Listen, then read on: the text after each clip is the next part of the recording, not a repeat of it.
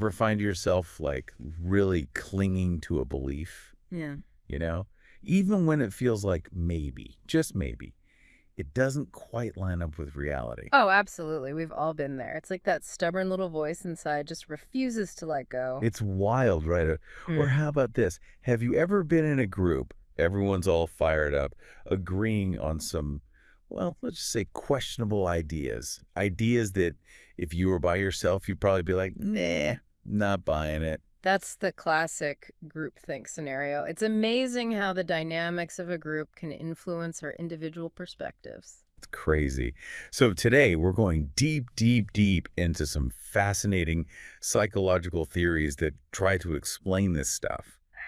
And our trusty guide for this deep dive is 30-Second Psychology.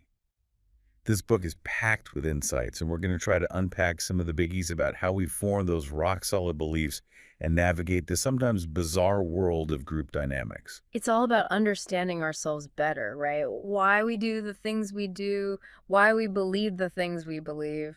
Yeah, exactly. So first up, let's tackle this whole belief thing. And there's this classic experiment, Festinger's boring task experiment from way back in 1959. Oh, yeah, the one with the pegs. Can you imagine? They had people literally turning pegs on a board for an hour. Talk about Mhm. mind-numbing. Seriously, an hour of that. I'd be begging for a Sudoku puzzle by minute 10. But here's the kicker. After this snooze fest of an experiment, Festinger and his buddy Carl Smith offered some of the students $1 and others a whole 20 bucks to tell the next person waiting that the task was, get this, super fun and engaging. The ultimate test of persuasive powers. Right. You'd think the $20 folks would lay it on thick, but guess what? When everyone later rated how much they actually enjoyed the task, the $1 group said they had way more fun. What the heck is that about? That, my friend, is the beauty of cognitive dissonance. The idea is that these folks felt this like internal conflict, right? Because their actions saying the task was fun totally clashed with their actual experience, which was, boredom central. Okay, so the $20 crew could justify their little white lie. They're like, hey, 20 bucks for a few fibs, not bad. Hmm. But that measly dollar, not so easy to brush off. Exactly. The $20 was enough to smooth over any internal discomfort, but the $1 group, they had to find a way to make sense of why they'd do that for basically nothing. So, their brains did a little switcheroo, convincing themselves that maybe, just maybe, the task wasn't that awful after all. It's like our brains are little con artists, huh? Just twisting reality to make us feel better about our choices. I totally do this with clothes, by the way. Remember that time I bought those shoes online? The ones that looked fabulous but felt like walking on hot coals. Those are the ones. They were so expensive, though, that I spent weeks pretending they were breaking in when really my feet were begging for mercy.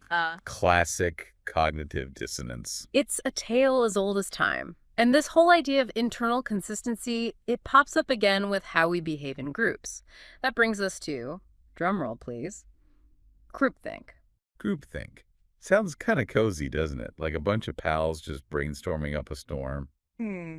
But it can get, well, a little messy, can it? Oh, it can be downright dangerous.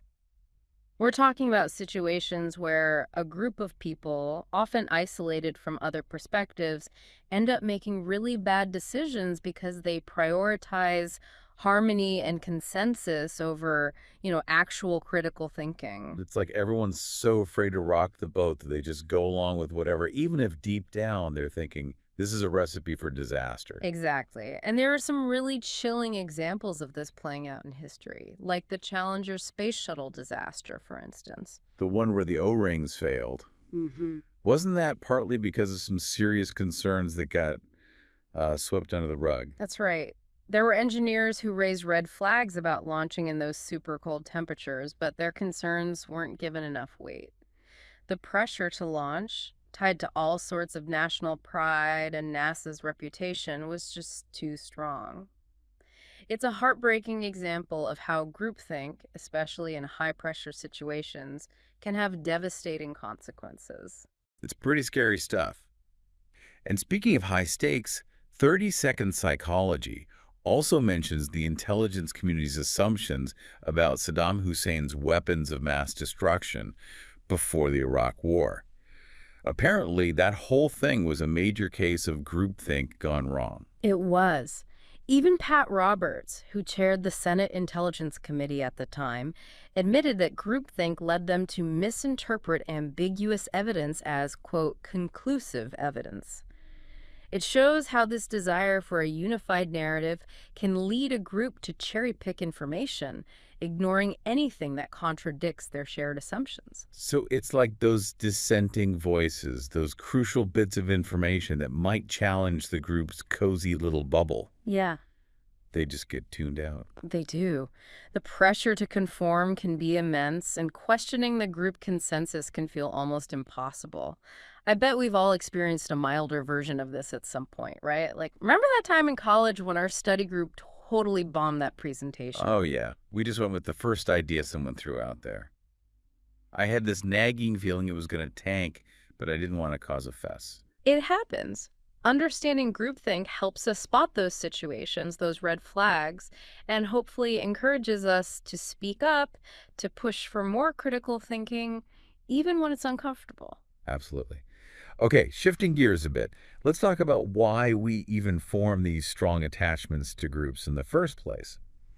30-second psychology touches on Henri Tocqueville's social identity theory, which seems to get at the root of this whole us versus them thing. Tocqueville's work is so insightful, and it's deeply connected to his personal experiences. He was a prisoner of war during World War II, so he knew firsthand the power of group categorization, how it can be used to dehumanize and divide.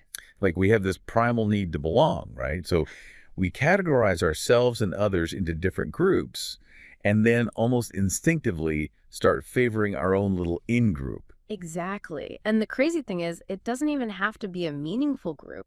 Tocqueville did these experiments where he divided people based on totally random stuff, like which artists they preferred or even just flipping a coin. Seriously. Like heads, you're on team A, tails, you're on team B, and suddenly people are acting like they're sworn rivals. That's the gist of it. Even with these completely arbitrary groups, people showed favoritism towards their own in-group. It's like we're wired for tribalism no matter how flimsy the basis for the tribe. Wow. That makes you wonder about how we choose leaders then. Does our in-group bias play into that too? Our book mentions some research by Michael Hogg that explores that very question. It does. Hogg's research suggests that groups tend to pick leaders who are, how do I put this, the most typical members. Those who really embody the group's shared characteristics and values. Well, not necessarily the most qualified or the most visionary, but the one who's the most like Yeah, everyone else. that's the surprising part.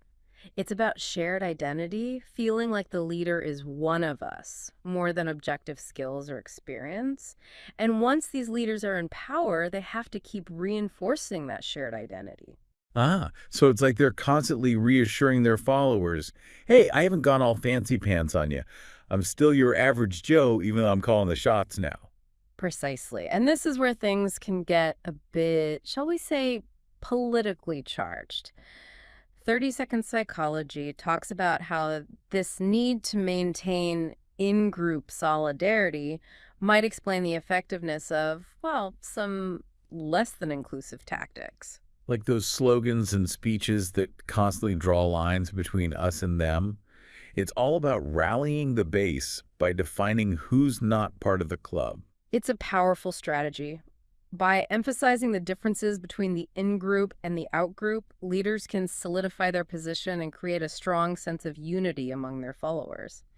But it can obviously have some pretty nasty side effects when it comes to prejudice and discrimination. It's kind of mind-blowing to think about how these deep-seated psychological forces can play out on such a huge scale. Suddenly, those political campaigns that harp on us versus them seem a lot less random and a lot more strategic. It's all about tapping into those fundamental aspects of human psychology, understanding how our need to belong and our perception of group identity can be used to influence our beliefs and behaviors. So let's wrap this up. We've covered a lot of ground here. We've explored how our brains can twist reality to maintain a sense of internal consistency, how the desire for group harmony can lead to some really bad decisions, and how our need to belong shapes our perception of leaders and fuels that whole in-group versus out-group dynamic. It's a whirlwind tour of the human psyche. It is. And it leaves us with some pretty big questions to ponder, like, are there times when you might be clinging to a belief just to avoid that cognitive dissonance? Are you part of any groups where maybe, just maybe, groupthink is creeping in? And are you now hyper aware of how leaders might be using that us versus them tactic? These are questions we should all be asking ourselves. By understanding these psychological forces, we can be more mindful of our own biases, make more informed decisions, and maybe even create groups and communities that are a little more open, a little more critical, and a lot less susceptible to those less savory group dynamics. Food for thought, for sure. This has been quite a deep dive, and I hope you all learned something new about yourselves along the way. Until next time, keep those brains buzzing and don't be afraid to challenge the status quo. Stay curious, everyone.